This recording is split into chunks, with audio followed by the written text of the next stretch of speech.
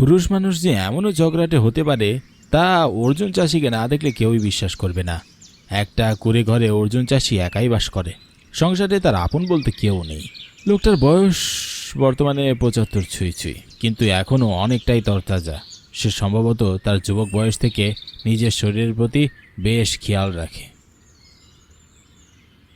দাদু, কেমন আছো? দিনকাল কেমন যাচ্ছে তোমার? কে রে হতচ্ছাড়া? আমি তোর কোন জন্মের দাদু হই? হ্যাঁ, এমন করে কেন বলছো দাদু? আমাকে চিনতে পারছো না? আমি রাকেশ, পাশের বাসায় থাকি। তা থাকিস থাকিস, আমার সাথে এত কিসের খাতির তোর? যা বাবা, শুধু কুশলী তো জিজ্ঞাসা করলাম, তাতেই এমন চটে যাওয়ার কি আছে? আমার সাথে এত জমাতে আসার কথা মাথায়ও রাখবি না, খবরদার বলে দিচ্ছি। আচ্ছা ঠিক আছে, আসলাম না। দুপুরে খাওয়া দাওয়া হয়েছে? দূর হতভাগা।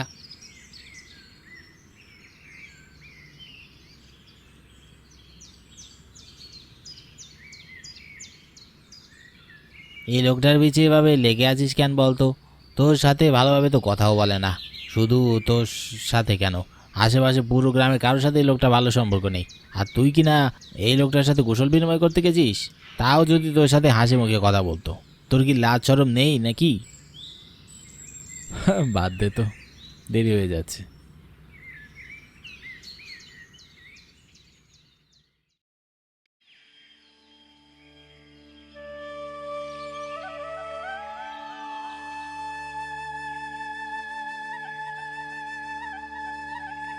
দাদু, তোমার শরীর ভালো তো?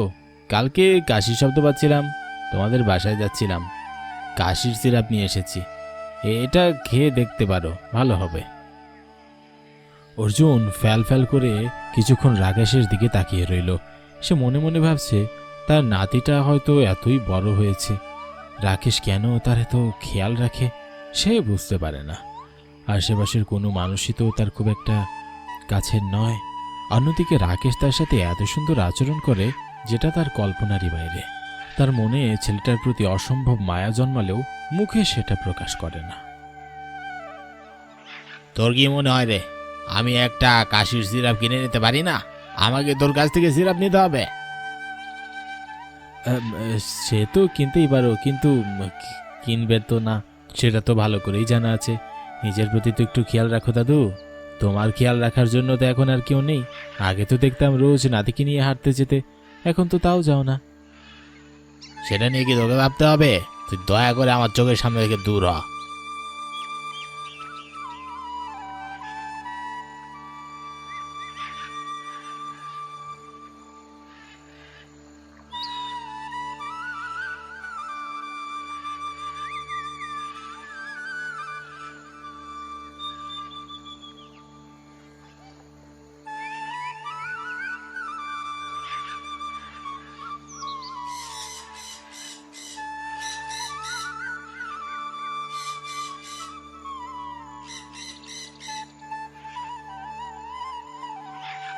ও কাকা, কেমন আছো? সে দিয়ে তোর কাজ কি? কি বলবি বল। কাকা, শুনেছিলাম তুমি নাকি এক ধরনের সার বানাতে পারো, যে সার জমিতে দিলে ফলন অনেক বেড়ে যায়। আমি কি একটু বানিয়ে দিতে পারবে? সেই কবে না কবে বানাতাম, এখন কি আর সেসব খেয়াল আছে রে? কবে না কবে কি বলছো? গত মাসেই তো তুমি ওই সার জমিতে দিলে। আমি পারবো না, যা। আমার খেয়ে দিয়ে তো আর কাজ নেই, তোর জমির জন্য আমার সার বানাতে হবে।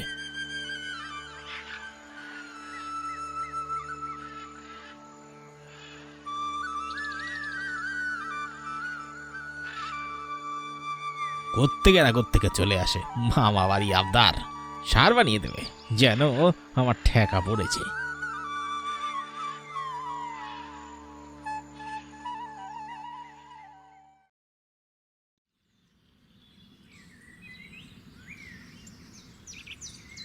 পরের দিন সুবলের বাড়ির সামনে এক বস্তা সার পড়ে থাকতে দেখা গেল। সে সারটা পেয়ে সুবল ভীষণ অবাক হয়। এই সারটা বানাতে আর অন্য কেউ জানে না, কিন্তু অর্জুন চাষি তো তাকে এই সার দেওয়ার বিষয়ে সরাসরি না করে দিয়েছিল। তবে এটা কোত্থেকে এলো?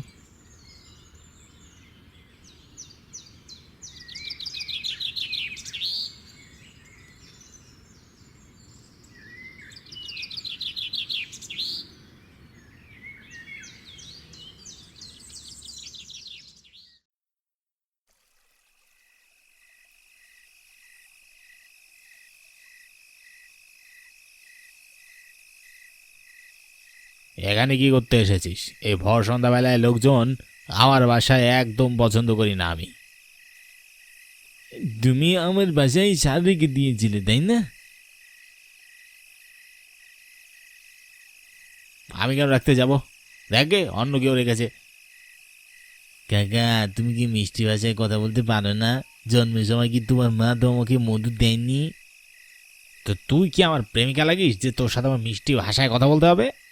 অত চারা যা এখান থেকে। যাচ্ছি যাচ্ছি। তুমি তো এমন ছিলে না কাকা, কেন এরকম পাল্টে গেলে? কেন এমন ঝগড়াটে রাগি স্বভাবের হয়ে গেলে? কোথায় হারিয়ে গেল তোমার সেই সুন্দর ব্যবহার? জানি না কি হয়েছে, তবে তোমার মন এখনো যে আগের মতোই সুন্দর আছে সেটা ভালো করেই জানি।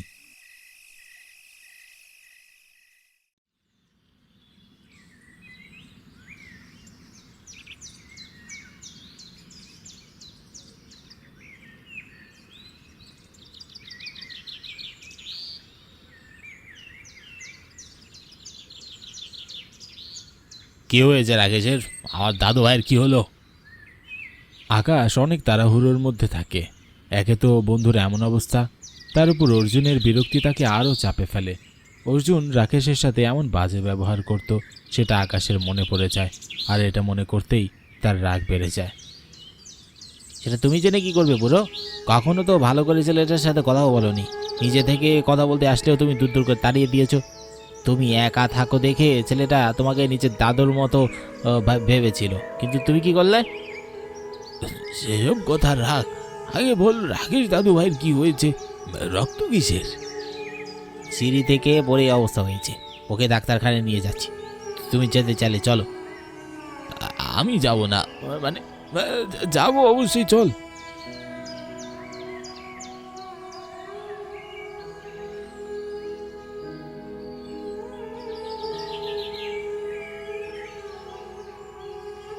রোগীর অবস্থা এখন অনেকটাই ভালো, সেলাই পড়েছি আর কিছু মেডিসিন দিয়ে দিচ্ছি।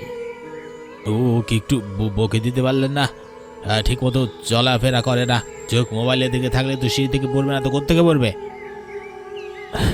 সে না হয় আপনি একটু বুকে দিয়েন, আপনার বকা বেশি কাছে রাখবে।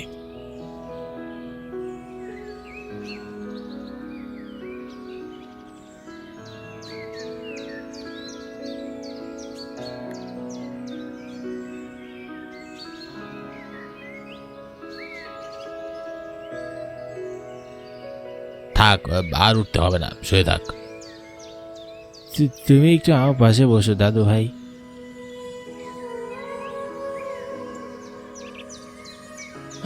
কেমন আছিস এখন? ব্যথা আছে? আমি ঠিক আছি। কতদিন পর তুমি আমার সাথে ঠিকভাবে কথা বলছো। আচ্ছা দাদু ভাই, তোমার মনে আছে তুমি আমার জন্য ছোটবেলায় একটা দোলনা বানিয়ে দিয়েছিলে?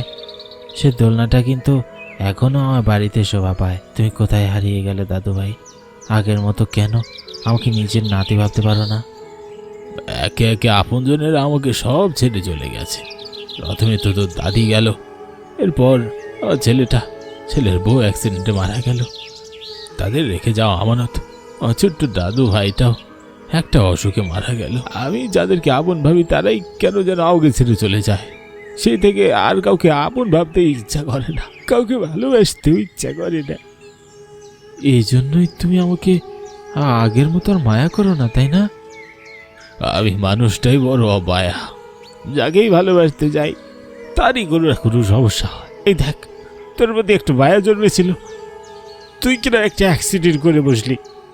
তুমি আমাকে একটু ভালোবাসো দাদু ভাই। আমার দাদু ভাই মারা যাওয়ার পর তোমাকেই তো দাদু ভাই বলে জানি। একটুখানি ভালোবাসো, এরপর কি হয় আমিও দেখে নেব। সেটা হয় দেখা যাবে। বিমল, অমল ও কমল তিন ভাই। গ্রামের সবাই তাদের তিনজনকে জাদুকর ভাই বলে জানে। যে কোনো সমস্যার সমাধানে তাদের তিনজনেরই জাদুবিদ্যার পারদর্শিতায় সবাই মুগ্ধ হয়। এই কি তুমি কাঁদছ কেন? দাদা, আমার ফুটবলটা ভেঙে গেছে। গতকালকেই বাবা কিনে দিয়েছিলেন। এখন যদি বাজারে জানে তাহলে আমাকে আস্ত রাখবেন না। আমার বেশ ভয় করছে। তুমি একটু কিছু কও না দাদা। ও আচ্ছা, এই ব্যাপার। ঠিক আছে, আমি তোমাকে নতুন একটা ফুটবল ফিরিয়ে দিচ্ছি।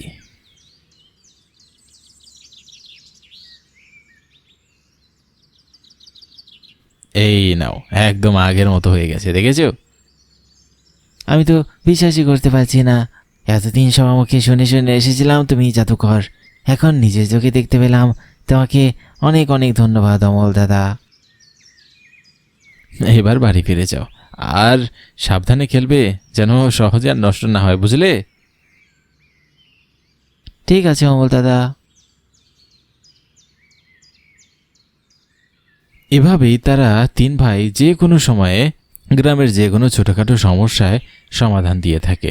গ্রামের লোকজনের কাছে তারা বেশ প্রশংসাই পায়। একদিন বিকেলে বাড়ির বারান্দায় তারা তিন ভাই বসে গল্প করছিল। হ্যাঁ রে, আমরা তিনজন শুধু এলাকায় মানুষদের উপকার করেই যাচ্ছি, অথচ আমাদের এই জাদুবিদ্যা এলাকার বাইরে কারও কোনো প্রশংসা পায় না। এটা কিন্তু আমার কাছে মোটেও ভালো ঠেকছে না। কেন দাদা, আমার তো নিজের গ্রামের লোকদের সাহায্য করতে ভালো লাগে, অত বাইরে জানানোর দরকার কি?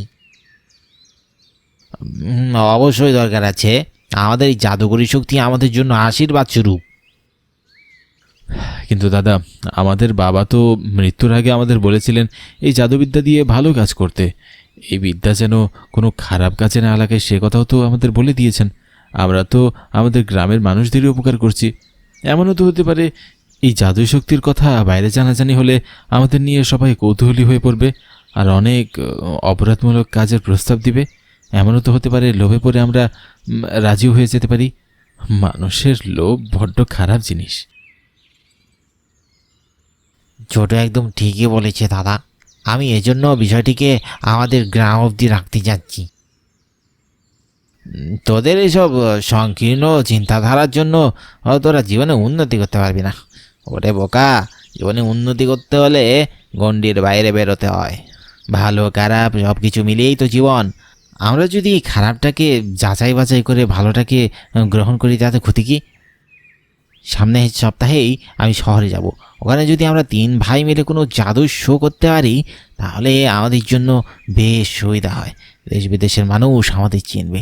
আর তোরা আর কথা বাড়াস না, আগামীকাল আমার সাথে যাবি তোরা।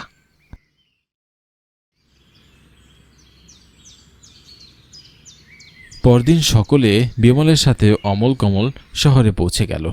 শহরে একটা বড় ম্যাজিক শোয়ের প্রতিষ্ঠাতা অরুণ চক্রবর্তীর সাথে বিমল নিজেদের জাদুই শক্তি নিয়ে কথা বলল। সবই শুনলাম, কিন্তু আমার তো বিশ্বাসই হচ্ছে না। প্রকৃতি থেকে তো আর কেউ জাদু শক্তি পায় না। আপনারা যে সত্যি বলছেন তার প্রমাণ কি? আপনাদের ম্যাজিক যে আসলেই কাজ করে তার প্রমাণটা কি? আমি সত্যি বলছি স্যার, আপনি চাইলে পরখ করে দেখতে পারেন। ওই মাটির টব একেবারে খালি পড়ে আছে, ওখানে একটা ফুল গাছ এনে দেখান তো। অনেক বছর ওখানে ফলের চারা লাগালেও ফুল গজায় না। হ্যাঁ, এ তো কোনো ব্যাপারই না। এই কাজ অমল খুব ভালো করতে পারে। যে কোনো নষ্ট হওয়া জিনিস সাথে সাথে জাদু শক্তির মাধ্যমে প্রাণ ফিরিয়ে দিতে পারে। সেটাই, তাহলে আপনার ছোট ভাইকে দেখাতে বলুন। এই বসে আছিস কেন? স্যার কি বলছেন কর না। কিন্তু দাদা। আবার কিন্তু কিসে? যা বলছি সেটা কর। অমল বিমলের মুখের উপর না বলার সাহস পেল না। অগত্যা বিমলের কথা মতো সেই ফুলের টবটিতে ফুল গাছ আনতে হলো। দেখেছেন স্যার, ভাই অমল নিজের জাদুবিদ্যা দিয়ে আপনার এই মৃত টবে ফুল এনে দিল। আরে বাহ, তার মানে তো এরা আসলেই বেশ কাজের। এমন যদি হয় তাহলে তো আমার বাড়িতে এদেরকে বিশেষ অতিথির মতো নিয়ে আপ্যায়ন করতে হবে। রাতারাতি এই বিমল বেটাকে দিয়ে টাকা কামিয়ে ফেলতে পারবো, সব সম্পত্তি আমার হবে। এদেরকে একটা খানা করেও দিব না। কি হলো স্যার? আপনি কিছু বোঝেন না যে? তোমার ভাই এমন একটা খেল দেখালো, তা দেখে আমি অবাক না হয়ে পারছি না। তাই বলতে পারো মুখের ভাষা বন্ধ হয়ে গেছে। তোমরা তিনজন আমার বাড়িতে অতিথির মতো থাকবে, ওখানে তোমাদের সমাদর করা হবে। না না স্যার, আপনি এত ঝামেলা নিতে যাবেন কেন? তা বললে কি করে চলবে? তোমাদের মতো এমন উজ্জ্বল নক্ষত্র শহরের কোনো এক কোনায় পড়ে থাকবে তা আমি মানতে পারবো না। এসো, আমার সাথে এসো। অরুণ তাদের তিনজনকে নিয়ে নিজের বাড়ি চলে গেল।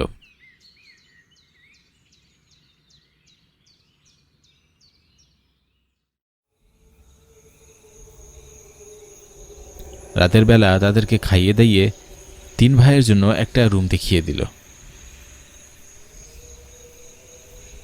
আশা করছি তোমাদের এখানে থাকতে কোনো অসুবিধা হবে না। আমার বউ বাচ্চা কাচ্চা নেই, তাই এই ছোট্ট একটা বাড়ি, এজন্য ঘরগুলো ছোট। তবু এখানে বাইরের মানুষ বা অতিথিরা আসলে আমি তাদের থাকতে দিই। না না স্যার, আমাদের কোনো অসুবিধা হবে না। ঠিক আছে, তোমরা তাহলে বিশ্রাম দাও। কখন এসেছো গ্রাম থেকে? আমি আসছি। দাদা, আমার কাছে কেমন যেন লাগছে, লোকটার চেহারা দেখেও ভালো ভালো মনে হচ্ছে না। হ্যাঁ দাদা, মেজদা ঠিকই বলেছে। তোরা প্রথমবার শহরে এসেছিস তাই এসব ভয় পাচ্ছিস, অত ভাবিস না তো কিছুই হবে না। যা ঘুমাতে যা, অনেক ক্লান্ত লাগছে আমার। কাল সকালে হয়তো অরুণবাবু আমাদের দিয়ে কোনো ভালো শো করাবেন। আজ রাতে একটু ভালো ঘুমের প্রয়োজন আছে। বিমল ঘুমাতে চলে গেল। অমল আর কমল দুজন ফিসফিসিয়ে বলল, আমার কাছে মোটেও সুবিধা মনে হচ্ছে না। দাদা বেশ সহজ সরল, এই লোকটা কিছু একটা ষড়যন্ত্র করছে আমি নিশ্চিত। এই রাতটা ঘুমানো যাবে না, বুঝলি? চোখ কান খোলা রাখতে হবে। হ্যাঁ হ্যাঁ বুঝলা, ঠিক বলেছ। তারা দুজন সারা রাত সজাগ থাকলো। মাঝরাতে কমলের মনে হলো কেউ একজন দরজা খোলার চেষ্টা করছে। অমল, অমল দেখ, কেউ একজন দরজা খোলার চেষ্টা করছে। আমার সন্দেহ ঠিকই, নিশ্চয়ই এরা আমাদের কোনো ক্ষতি করার চেষ্টা করতে চাচ্ছে। দাদা, তুমি তাড়াতাড়ি দরজাটা ওখান থেকে সরিয়ে দাও, তাহলে সে যদি দরজা খোলেও তাহলে আমাদের ঘরে ঢুকতে পারবে না। ঠিক বলেছিস।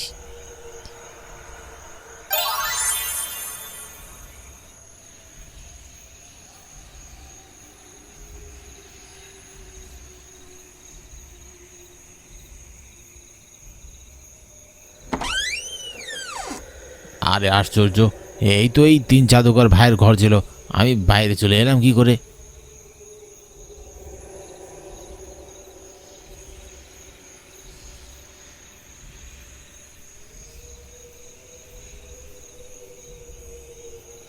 বিমলের হঠাৎ ঘুম ভেঙে গেল। সে ঘুম থেকে উঠে বসে অরুণ ও কমলকে দাঁড়িয়ে থাকতে দেখে বলল, কিরে, তোরা এখানে দাঁড়িয়েছিস কেন? ঘুমাসনি? দাদা, তুমি আমার কথা শুনলে না। আরেকটুর জন্য একটা বড় বিপদ হয়েছে। তো আমরা দুই ভাই পাহারা দিচ্ছিলাম, কেউ যেন আমাদের ক্ষতি না করতে পারে, সেই জন্য। ভাগ্যিস আমরাও তো আমাদের ঘুমিয়েছিলাম না, নাহলে তো এতক্ষণে একটা কেলেঙ্কারি হয়ে যেত। কেন, কি হয়েছে? কেউ একজন আমাদের ঘরের দরজা খোলার চেষ্টা করেছিল। কারো যদি আমাদের সাথে কথা বলারই থাকতো তাহলে শুধু শুধু কেন একজন অপরিচিত মানুষের দরজা খুলতে যাবে? আমাদের কয়েকবার ডাকলেই তো পারতো। কি বলছিস কি রে তোরা? আমি তো নিজের কানকে বিশ্বাস করতে পারছি না। সত্যি বলছি দাদা, এই অরুণ চক্রবর্তী লোকটা আমার কাছে খুব একটা সুবিধার মনে হচ্ছে না। এখনও সময় আছে, চলো আমরা এখান থেকে পালাই। কিন্তু এখানে তো দরজা দেখতে পাচ্ছি না। কমল, তুই দরজা সরিয়ে দিয়েছিস? হ্যাঁ দাদা, আমি সরিয়ে দিয়েছি। এখন আবার একটা নতুন দরজা এনে দিবে অমল, আমরা ওটা দিয়েই বাইরে বেরিয়ে যাব। ঠিক আছে, তাই কর। ঘাট হয়েছে আমার। নিজের জাদুবিদ্যা দিয়ে জনপ্রিয়তা অর্জনের শখ আমার মিটে গেছে। অমল নতুন আরেকটি দরজা এনে দিল। এরপর তারা তিনজন ভাই মিলে সেখান থেকে গ্রামে চলে গেল। গ্রামে গিয়ে বিমল বলল,